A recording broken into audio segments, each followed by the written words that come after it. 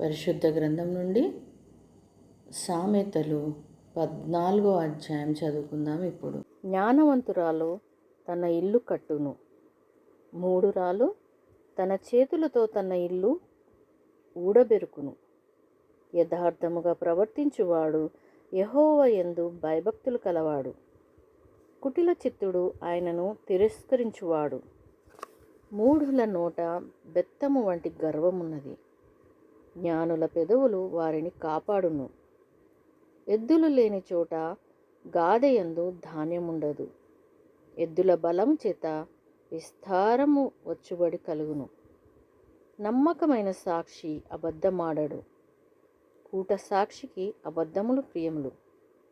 అపహాసకుడు జ్ఞానము వెదకుట వ్యర్థము. తెలివిగల వానికి జ్ఞానము సులభము. బుద్ధిహీనుని ఎదుట నుండి వెళ్ళిపోము. వచనములు వాని యందు కనబడవు కదా. తన ప్రవర్తనను కనిపెట్టియుండుట వివేకుల జ్ఞానమునకు లక్షణం. మోసకృత్యములే బుద్ధిహీనులు కనపరచు మూఢత. మూఢులు చేయు అపరాధ పరిహారార్థ బలి వారిని అపహాస్యం చేయును. యథార్థవంతులు ఒకరి యందు ఒకరు దయచూపుదురు. ఎవని దుఃఖము వాని హృదయమునకే తెలియను. ఒకని సంతోషంలో అన్యుడు పాలివాడు కానేరడు. భక్తిహీనుల ఇల్లు నిర్మూలమగును. యథార్థవంతుల గుడారము వర్ధిల్లును. ఒకని ఎదుట సరైనదిగా కనపడు మార్గము కలదు, అయితే తుదకు అది మరణంనకు త్రోవ తీయును. ఒకడు నవ్వుచుండినను హృదయమున దుఃఖముండవచ్చును. సంతోషము తుదకు వ్యసనమగును. భక్తి విడిచిన వాని మార్గములు వానికే వెక్కసమగును. మంచి వాని స్వభావము వానికే సంతోషమిచ్చును. జ్ఞానం లేనివాడు ప్రతి మాట నమ్మును. వివేకి అయిన వాడు తన నడతలను బాగుగా కనిపెట్టును. జ్ఞానం గలవాడు భయపడి కీడు నుండి తొలగిపోను. బుద్ధిహీనుడు విర్రవీగి నిర్భయంగా తిరుగును. త్వరగా కోపపడువాడు మూఢత్వము, దుర్యోచనలు గలవాడు ద్వేషింపబడును. జ్ఞానం లేని వారికి మూఢత్వమే స్వాస్థ్యము. వివేకులు జ్ఞానమును కిరీటముగా ధరించుకొందురు.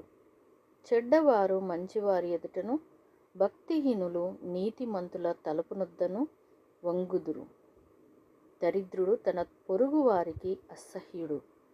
ఐశ్వర్యవంతుని ప్రేమించువారు అనేకులు. తన పొరుగువాని తిరస్కరించువాడు పాపము చేయువాడు. బీదలను కటాక్షించువాడు ధన్యుడు. కీడు కల్పించువారు తప్పిపోదురు. మేలు కల్పించువారు కృపాసత్యములను నొందుదురు. ఏ కష్టము చేసినను లాభమే కలుగును.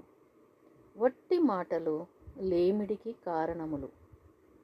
జ్ఞానుల ఐశ్వర్యము వారికి భూషణము.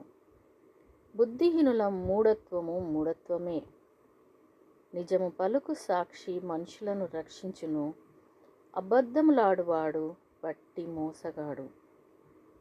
యెహోవా యందు భయభక్తులు కలిగియుండుట బహుధైర్యము పుట్టించును. అట్టి వారి పిల్లలకు ఆశ్రయస్థానం కలదు. యెహోవా యందు భయభక్తులు కలిగియుండుట జీవపూట. అది మరణపాశములలో నుండి జనసమృద్ధి కలుగుట చేత రాజులకు ఘనత వచ్చును. జనక్షయము రాజులకు వినాశకరము. దీర్ఘశాంతము గలవాడు మహావివేకి. ముంగోపి మూఢత్వమును బహుమానముగా పొందును. సాత్వికమైన మనస్సు శరీరమునకు జీవము. మత్సరము ఎముకలకు కుళ్ళు. దరిద్రుని బాధించువాడు వాని సృష్టికర్తను నిందించువాడు. బీదను కనికరించువాడు ఆయనను ఘనపరచువాడు. అపాయం రాక భక్తిహీనుడు నశించును. మరణకాలమందు నీతిమంతునికి ఆశ్రయం కలదు. తెలివిగల వాని హృదయమందు జ్ఞానము సుఖనివాసం చేయును. బుద్ధిహీనులు అంతరంగంలోనున్నది బయలుపడును. నీతి జనములు ఘనతకెక్కుటకు కారణం. పాపము ప్రజలకు అవమానం తెచ్చును. బుద్ధిగల సేవకుడు రాజులకిష్టుడు. అవమానకరముగా నడుచువాని మీద రాజు కోపించును.